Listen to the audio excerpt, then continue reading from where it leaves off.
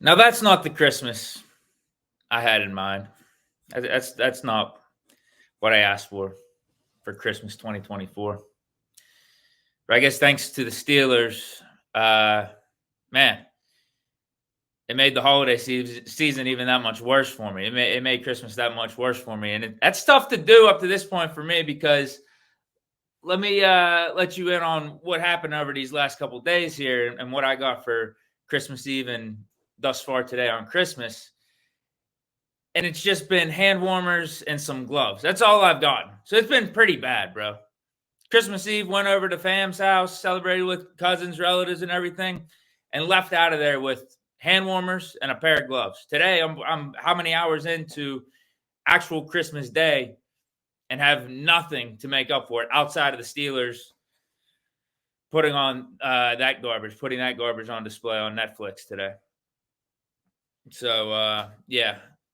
In addition to my gloves and hand warmers, the Steelers dropped a load of crap, a load of garbage into not only mine, but all those Steeler fans' Christmas stocking. So Christmas 2024 for me, not good. Not high on the Christmas Day rankings list for me. If I had to rank my best Christmases, this one is not high up there. Probably at the very bottom, probably last thus far. Hand warmers, gloves, and a Steelers blowout against the Chiefs. Steelers absolutely embarrassing themselves against the Chiefs and Mahomes on Christmas Day. No, that's an awful Christmas. Awful Christmas thus far. Outcoached, outplayed, and outclassed, man. That's what the Steelers were today. And I'm tired of the excuses because we could come up with the context. We could talk about, we didn't have JPJ out there on defense. We could talk about the refs being a little shaky today. Us missing out on some turnover opportunities. Oh, that's all we got to do. Just take advantage of the turnovers. The game could be that much different. I'm just tired of it at this point. We had 3 legitimate opportunities to show that we're playoff contenders. We're a legit team against legit contenders and other legit teams. Eagles, Ravens, Chiefs, and we're 0-3 in all those games. And 0-3 in the fashion of we look outcoached, outplayed, and outclassed in all of them. Losing by double digits in all 3 games. And this one, the most recent one against the Chiefs on Christmas Day, the worst of the 3. The worst losing margin of the 3, 29-10. And we can't even blame injuries that much. At least in the Ravens game and the Eagles game, we could talk about half our defense being out. And Pickens not being there. Who are we missing today? Is it just JPJ? That's it. You can't tell me us having JPJ out there makes up for us losing 29-10 and the game being over at the end of the third quarter, early fourth quarter. You can't tell me it was just JPJ. In fact, it's starting to feel like no matter who we throw out there in the secondary, we're going to get a defensive holding penalty or 2. And we're going to give up yards. We're going to give up points. Patrick Mahomes, 320 yards through the air, 3 touchdowns, 29 of 38. Kelsey, looked like he turned back the clock a little bit. 8 receptions, 84 yards, a touchdown. That, to me, that wasn't like Kelsey torching us, Kelsey carving us up with his route running or anything. No, he's just being left wide open. Xavier Ward, the 8 receptions, 79 yards, 1 touchdown. Now, part of it is the scheme. Andy Reid, really good coach. Give him credit. But this is the most points the Chiefs have put up this year. Against the Steeler defense, we're forking up a lot of money for. Steelers defense that has stars all over the place in all phases of the defense, whether you're talking D-line, linebackers, secondary. It shouldn't be this bad. You shouldn't be telling me that the Browns defense looked better against the Chiefs. You can't be telling me that the Broncos defense, who's still paying Russell Wilson's contract, they're still paying $45, $50 million against the cap on Russell Wilson's contract. You can't be telling me that their defense is looking better than ours against the Chiefs team. What other defense? Basically every other defense that the Chiefs have played, because this is the most points that they put up. They haven't put up 30 points at all this year. So this is the closest they've gotten to 30 points, 29. They were showing up that stat on the broadcast. And it could have been worse if they really wanted to in the fourth quarter. It was all garbage time. Chiefs were just running out the clock. We were kind of running out the clock. So, like, bro, what are we paying this defense to do? Like, we're not paying this defense. I get it. It's Mahomes. I get it. You got to give Mahomes credit. You got to give Reed credit. They got good weapons on offense. They know what they're doing. But it's not making sense to me that other defenses out there that aren't paying the top dollar that we are towards their defense are looking better against this Chiefs offense and this Chiefs team and Patrick Mahomes. Like, something's off, man. Like, something feels off. You can't tell me it's JPJ. For this game, you can't tell me JPJ is the key difference. Can't tell me that. We still have Patrick Queen out there. We still have Minka. We still have TJ Highsmith. We still have all these guys. Dante Jackson came back. Like, bro, coaching, or we're allocating our money very wrong in the modern era of the NFL, I guess you could say. Just without everything slanted towards offense, maybe we should be focusing less on defense because the Chiefs defense look way better than ours. But they're not paying the same amount of money. They're not allocating the same amount of money that we are to our defense. Now, again, they have Patrick Mahomes. I get it. That helps. They have Andy Reid. That helps. But still, man, like, if you have good coaching, which the Chiefs do on defense with Spagnuolo, if you have good coaching, you could make up for maybe not having as many stars on defense and focusing some of that money towards the offense with just how the NFL is these days. Maybe that's the smarter way to be putting your money. Who knows? I'm just spitballing right now, initial reaction to this game. I'm not thrilled about what took place out there because it just feels like same crap, different year, man. We got a new coordinator. We got a whole new quarterback. You know, we added to the defense, but we're still on pace for 11-6, maybe 10-7, being one of these wild card teams in the playoffs. That's where we're at. I'm not saying the season's over or anything like that because I do very much hold true the sentiment that if you're in the playoffs, you got a chance. If you're in the playoffs, you got a chance, especially even with Russell Wilson not playing the way that he was early on. He's definitely not playing at elite level anymore. You never know. The switch can flip in the playoffs, and anything can happen. Now, there are certain teams, like, remember those Texans teams in the past, whenever they had, like, TJ Yates? There's certain teams where, yes, you have no chance. But I'm not going to say that about this team. But going back to what I said a few minutes ago about us being legit contenders or being in the same class as some of these other teams we just played, we're not. Right now, we're not. And we only have one more week in the regular season, and then you got the playoffs. So we got to turn it around really quickly. And I don't know what the strategy is for that. I don't know exactly what the solutions are because, again, all we were missing in this game really was Joey Porter Jr. in terms of the injuries.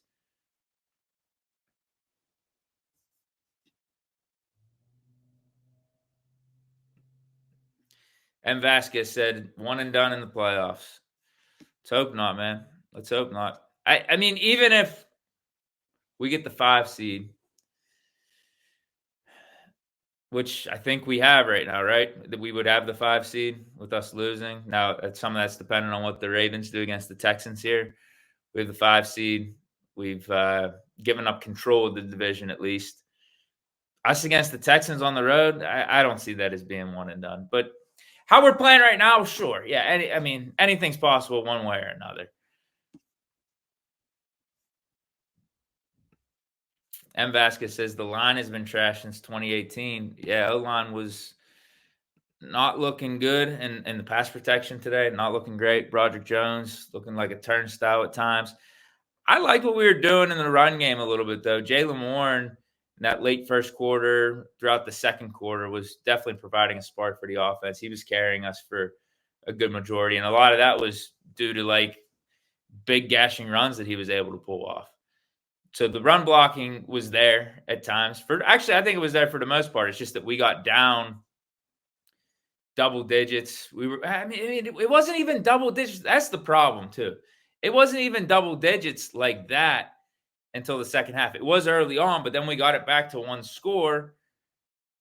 And then it was the second half where we didn't show up. That's at least one of the things you've been able to say about this team this year is even if we get off to some of these slow starts, we're stale at times, we'll show up in the second half. We'll fight in the second half. We'll look like a legitimate team that can compete in the second half. Because even in that Eagles game, even in the Ravens game, some stupid stuff happened with the turnovers and stuff, but we looked competitive. This second half, we didn't look competitive at all. And that's one of the sad parts about this, given that the Chiefs are the team that everyone's chasing. It's like, all right, this is a test. This is going to be a good bearing on where we're at. Didn't even look competitive second half. Didn't even look competitive at all.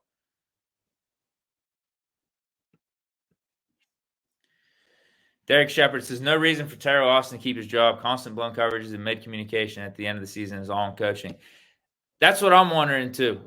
Going back to what I said at the beginning. Like, I don't want to hear the excuses anymore. I don't want to hear about – you could tell there was miscommunications on multiple times throughout this game. A lot early on, and maybe some of that was due to Deshaun Elliott being out a few games. You could tell that was the case, but it's just like, bro, we're in week 17. If you're gonna have miscommunications, this is gonna be the result. That's part of the game. Like I just don't want to gloss over. Oh, it's just miscommunication. Okay, yeah. I mean, if you miscommunicate, then you're gonna leave guys wide open, and guys like Patrick Mahomes is gonna take advantage of it. Guys like Joe Burrow, Josh Allen, they're gonna take advantage of it. That's part of the game, and part of the reason you're having some of this miscommunication is because what the other team's offense is doing and the weapons that they have and the coaching and the plays that they're calling. Like, this is going to happen week in and week out, so we got to get that right. Like, it's part of the game. It's not something to gloss over.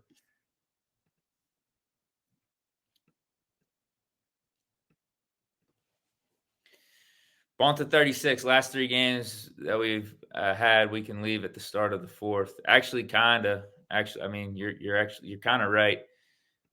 I thought we fought better in the Eagles and Ravens game, though. The Najee fumble, that was in the third quarter. And then they went down the field, long-ass drive, scored the touchdown. And kind of at that point, yeah, that's when you felt, unless we don't score on offense. No, you know what? I'll disagree. I think those games were actually more competitive into the fourth. But you're saying the start of the fourth. Okay, I mean, that's kind of fair, depending on what you categorize start of the fourth. In the Eagles game, 9 minutes left. That's when we punted. So, yeah, I guess you could say that's the start of the fourth. Reg 225. This is Denver Russ. He ain't the future at all.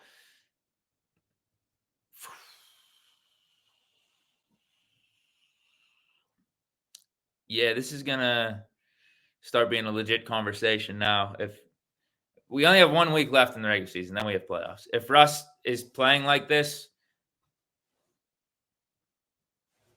you're going to have some talks. You're going to have some back and forth, I think, about who you want quarterbacking this team going forward. I think the door's open for sure. 3 weeks ago, before this 0-3 run, give Russ his contract. He's playing top 5.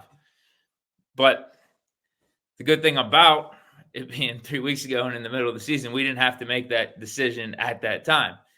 Because you know how the Steelers do business. We don't do contracts during the regular season or during the season at all. So we got new information here. We've been 0-3 since then. Russ has been looking average. He hasn't been playing terrible, but he's had bad turnovers. Yeah, he hasn't been playing good. He's been playing average. He's been playing, I'd say, yeah, average is fair. I'd say average to below average at times. Probably like a top 15, top 20 quarterback. And 2, at commenter's point there, who was that? Reg 225. Says this is Denver Russ. He ain't the future. He's playing like Denver Russ, kind of. I mean, he's actually winning more games in Denver. What's Russ's record right now as a Steeler? I know he's got a better winning percentage as a Steeler than what he did in Denver last year, but like, see, he started off really slow in Denver last year. The team did as a whole. They were like, what, 1-4, 1-5, but then they went on like a 6-7 game winning streak. Whereas, like, it's kind of the opposite is happening here. Russ is the starter, had a really good stretch, and now we're tailing off 0-3. C. Carter 33. Stop blaming Russ. Blame the championship caliber defense that can't stop anything. Blame coaching. Russ isn't this elite 30-year-old quarterback, but with the defense, run game, proper coaching, he'd be fine. That's a great point. I actually like that comment. Because we could rail on Russ. We could be saying, oh, he's not playing elite. He's not playing like what he was the first 5 or 6 games in a Steeler uniform. But, bro, defense was Swiss cheese out there, man. Defense ain't living up to expectations. Defense ain't playing like a top 5 defense in the league. And that's what we're paying them to be. So that's part of it. Russ, we're paying $1 million. So even if we're getting an average to below average Russ, that should be, based off the money allocation, enough to be competitive in these games. To your point, if the defense steps up and they're able to neutralize Mahomes a little bit better, then it's a 1-score game. It's a more competitive game late, and then Russ could do some of his fourth quarter clutch stuff. But Russ had his moments. He had some of his playmaking. He had some of his scrambles and everything, but it's just not all the way there with him right now. And some of that is the O-line not playing up to snuff in the pass protection. Some of that's on Russ. Some of that's on the play. There's a couple plays I didn't really like out there either with Arthur Smith. But do you hear how I'm talking right now?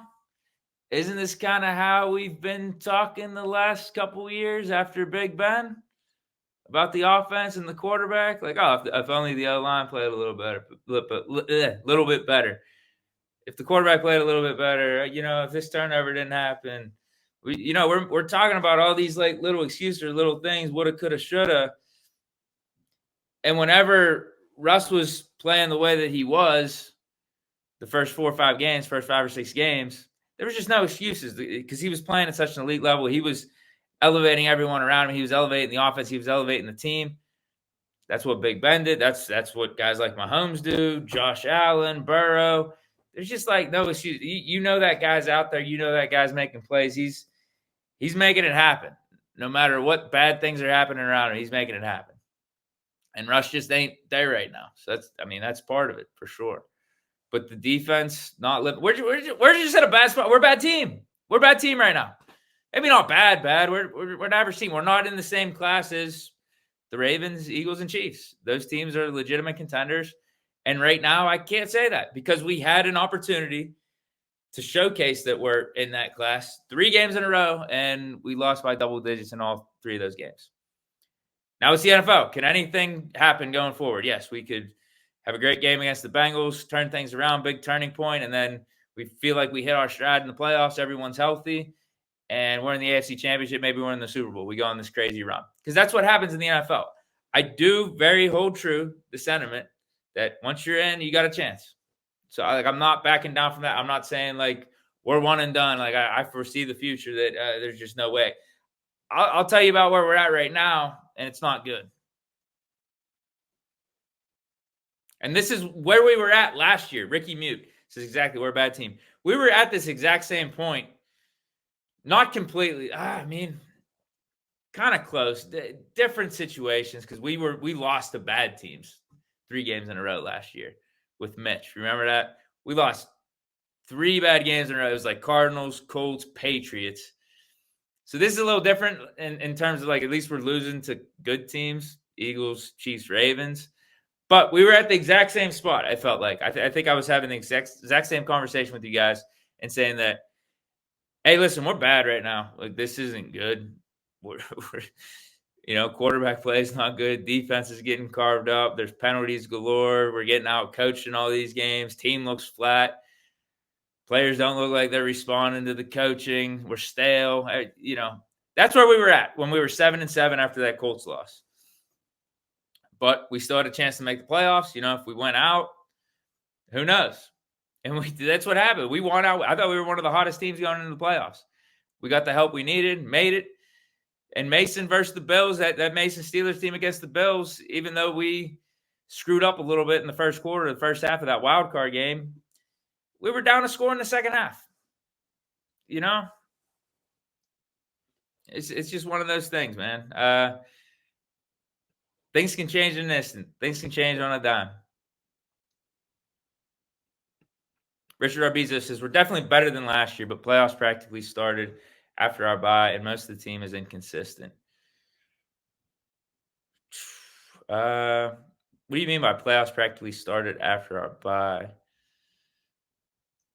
I don't know what you're getting at with that. Maybe just you mean like we had a really tough schedule, and that would be the bearing or the true test of where we're at, the second half schedule. Maybe that's what you mean.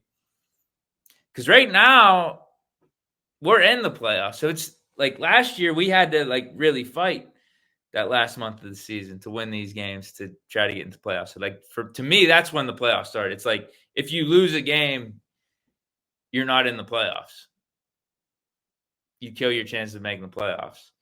Whereas like for us, we've never been at that point this season because we clinched the playoffs last week, even with the loss. Or no, was it 2 weeks ago? Didn't we? Was it last week we clinched? No, I think it was 2 weeks ago against the Eagles. We lost and we ended up clinching. Yeah, Richard Arbiz is saying that the level of competition. Yeah, I get what you're saying then. I get what you're saying. J-Cron 90. It's another good point or another good topic to discuss regarding today's game. He says, I'm sorry, but Najee ain't it. Give Warren more carries. We did give Warren a ton of carries. And rightfully so, because he just has more pop in his game. He has more juice. The announcers were saying it. J.J. Watt was saying it. When Warren's out there, you just feel like you could do more. You could do more in the passing game. You feel like he could legitimately break one off for a touchdown at any point. He's giving you more pop.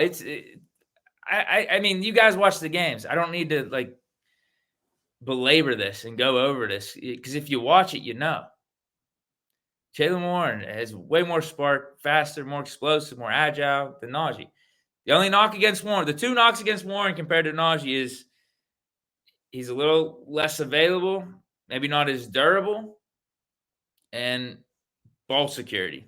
That's it.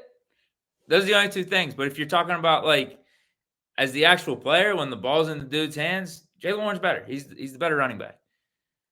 I'm not knocking Najee or anything like that, but it's apparent. I think it's not hard to see whenever you're watching these games. But Najee, yeah, he is the better ball security, at least throughout the course of his career, because Najee this year, he's put the ball on the ground a few times at a higher clip than what Jaylen Warren has.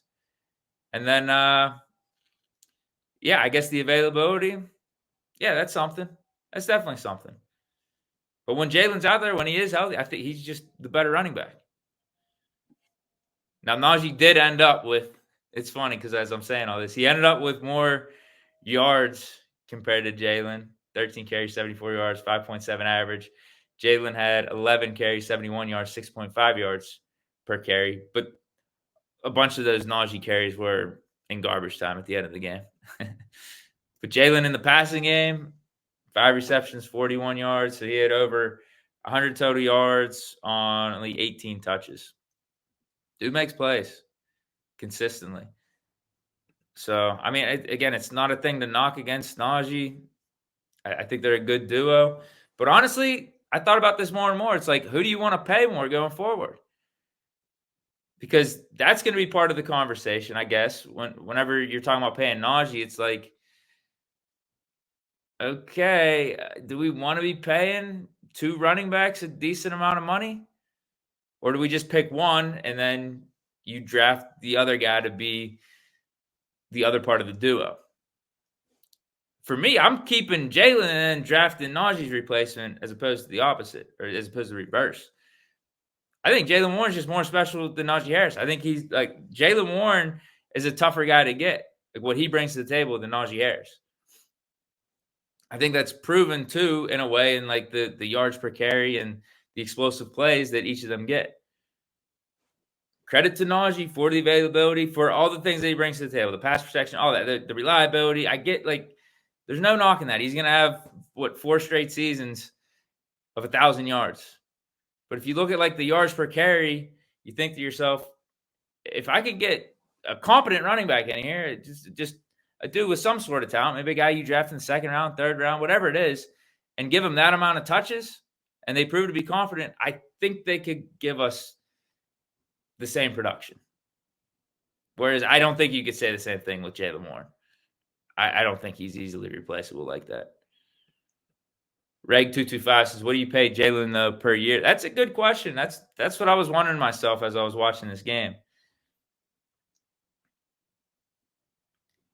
I'd be willing to pay Jaylen like $6-7 million. I think his style of game ages better too in today's modern NFL.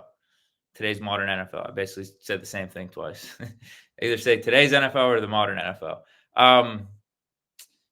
Yeah, I think his game, with the passing game the way that it is, I think he could play till he's, 30. You see a guy like Raheem Mostert down there in Miami playing. I think he's in his 30s. Playing at a very high level. I kind of see it like that with Jaylen. So, I'm looking like Manny Meeks is saying 7 to 9 a year. I think that'd be fair. I think that'd be like, 6 to 7 per year.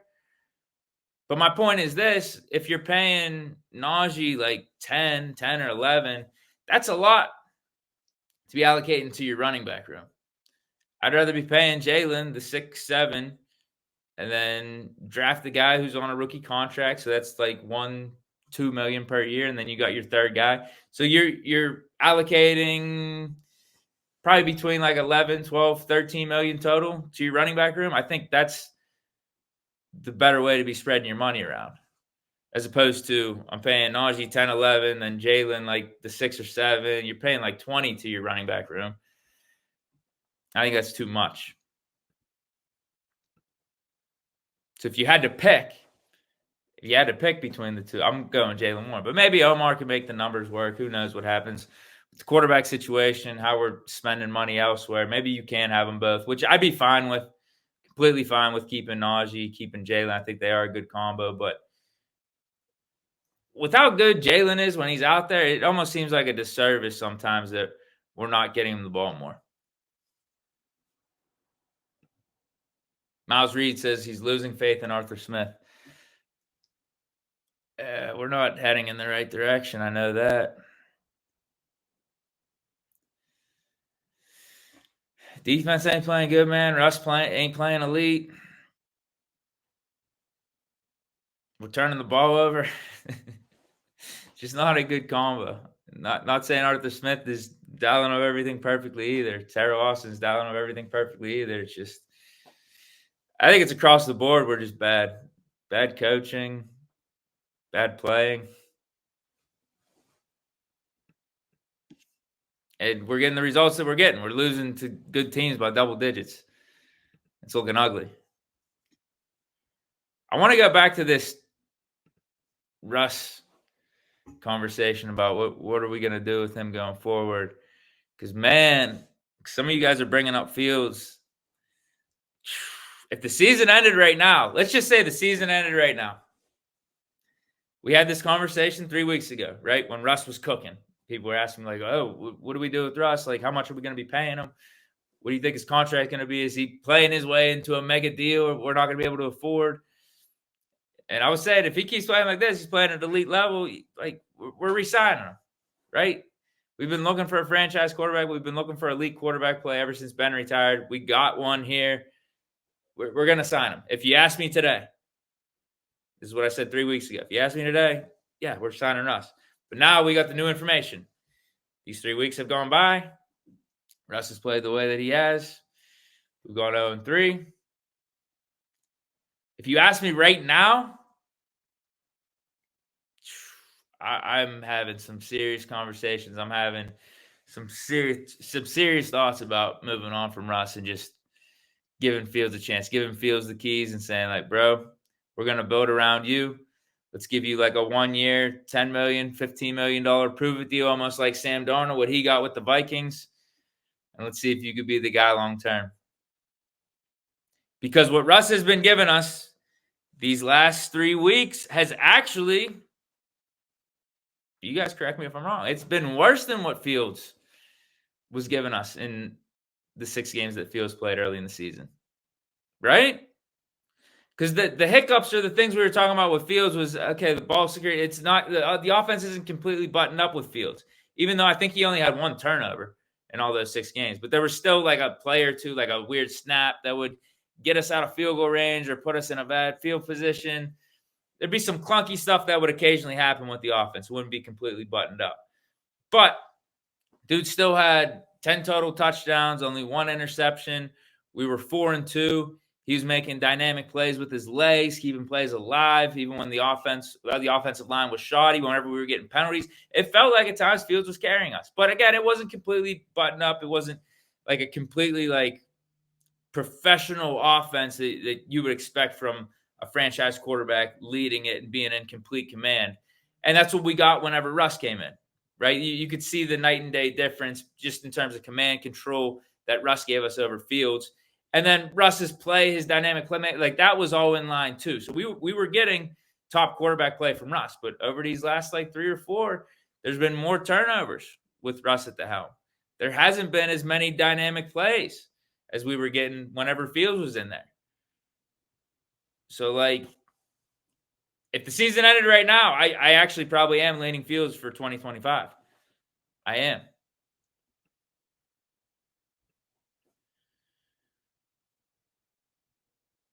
What do you guys think? Because right now, total body of work, I think Russ is giving us more highs. We got some awesome second half moments from Russ, fourth quarter moments where he's winning the game pretty much, like putting the team on his back. Like he has impressed. Don't get me wrong. I think we've got more highs, but I also think the Steelers gave Russ those opportunities as well. I think the offense has been more open with Russ, and rightfully so, because you do have, I guess, a right to try to rein things in with Fields because you're not as confident in him being able to have that type of command and control that a Russell Wilson would have of an offense. I get that 100%. Or have the right decision-making like a Russ because of what we even seen with Fields in Chicago. And remember what we saw from Fields in the preseason games too. It was kind of helter-skelter there. So, like, I don't think the Steelers were necessarily wrong for trying to dial the offense back with Fields, make it a little more conservative. But I think that's also part of the reason why Russ and the offense, whenever Russ was implementing the offense, we do have some more of these highs with him. These greater moments. But at the same time, I think we're starting to get to the point where we're having some more lows. And if you would have told me coming into the season, which quarterback, if they started week 1 to week 17, would give you steadier play, like just solid play, versus high highs and low lows, we would think it'd be Fields giving us the high highs and low lows. And Russ would be like the steady guy, steady, solid guy for us. But it feels like right now it's the opposite. It feels like Russ is giving us more high highs and low lows. Fields was more steady in his 4-2 run as a Steelers quarterback for those 6 games. And yet he's the one that's, 25 with less experience and the higher ceiling going forward, which is why I'm telling you, if the season ended right now, you made me make a decision. I think I'm taking my chance with Fields. But we still got more games. We still got week 18. We still got the playoffs. We still got more information. So don't hold me to this take. We'll talk about it more in the offseason once we get the games completely played out and the season completely played out. But that's where I'm at right now. X Lopez 5 says, I could arguably say that we would have the same record with both. I was wondering that too a couple weeks ago. I was asking some of my buddies, texting some of my buddies, what do you think our record would be with Fields right now? And I think where were we at? What's our record right now? We're 10-6, right?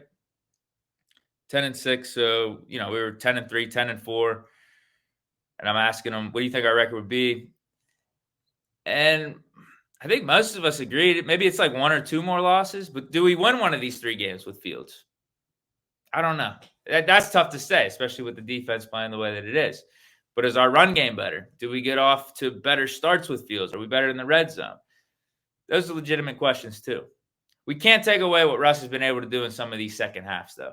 And how he's been able to rise above all the adversity, how he's been able to elevate the team and just be clutch in these winning moments. Like, let's not take that away from him, because that's something that Justin Fields hasn't exactly proven just yet. But it's one of those things for me, after seeing Fields those first 6 games and show those flashes, I was intrigued about it. I wanted to see if he could deliver in those big moments. If we were to say, hey, this is your team, let's see what you could do down the stretch. Let's see what you can do in some of these big games, Sunday Night Football, when division's on the line against the Ravens, Bengals. How do you respond? Because up to this point, you've rose your floor up, man. You're 4-2. You're not turning the ball over. We could run an offense to a certain degree here and not have to worry about calamity happening. But can we crank it up a notch? Can we potentially open this offense up more? Put more on your plate? If it is a shootout against Burrow, if it is a shootout against Lamar Jackson, the Ravens, what can you do in the second half? I would have been really intrigued to see what Fields could have showed us in a whole new situation outside of Chicago, because I thought he was flourishing early on in this 2024 season.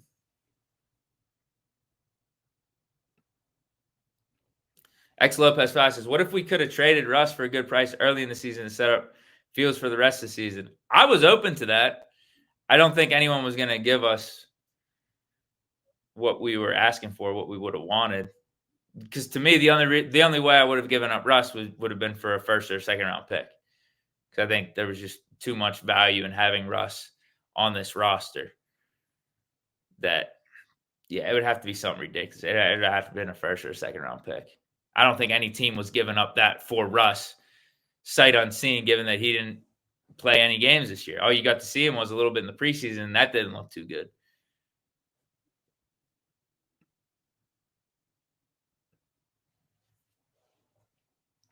Richard Arbizo says, isn't the 4th rounder if Fields plays more in the regular season than Russ? I think it's not about Fields versus Russ. I think it's about Fields just playing 50% of the snaps. He says, I think we're past that point, even if it's playoffs included. I don't think it's playoffs included. I could be wrong, though. He says, rather find out if we have our guy in-house now than risk it in the offseason. I think the problem is that you just got to stick with Russ at this point. You got it. You're too far late in the season making this switch, because Russ isn't playing that bad. Part of it is, as many of you guys mentioned, that everything around Russ is not good either. The defense has been bad. The coaching's been bad. So, we can't just put it all on Russ and make him the scapegoat, because he hasn't been that bad. We've still moved the ball on offense at times. He's still made some good plays, but it's just altogether not clicking. So I think you got to stick with Russ. I think that'd be too knee-jerk of a reaction. But to remix 84's point, he's saying the play calling is becoming stale. Not only I wouldn't even say the play call. It's just like the team is, in a way. It's just we're kind of in this rut. We're kind of just in this spot where offense starting slow, defense getting carved up pretty consistently, and we're not able to come back. We're not able to really settle in and play Steeler football. Defense, we'll get a stop maybe once in a while or on occasion here. But then, the offense isn't able to take advantage of it, then the defense will give up 2 scoring drives in a row, and then the game's over. It's just frustrating.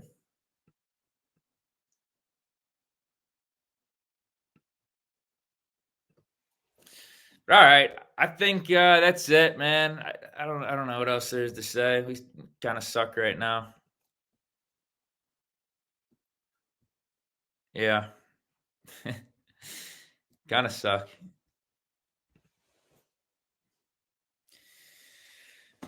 Tough Christmas, man. Tough Christmas. Like I said, all I've got was some gloves and some hand warmers and this Steelers blowout loss.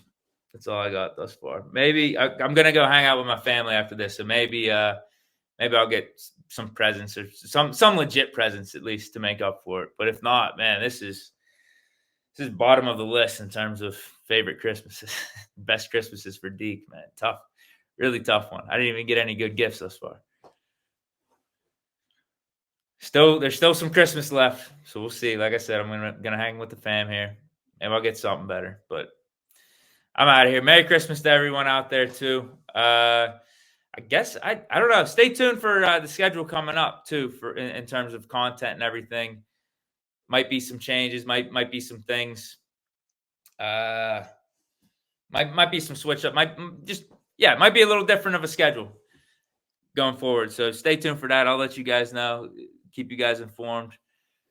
But yeah, we're in a tough spot right now. One more week of this regular season. We're in the playoffs. That's the one thing we don't have to worry about. Playoffs. We're in the playoffs. So I guess that's kind of a good problem to have, but still ain't feeling too hot right now. Stay chilling, everyone. Here we go, Steelers. Peace.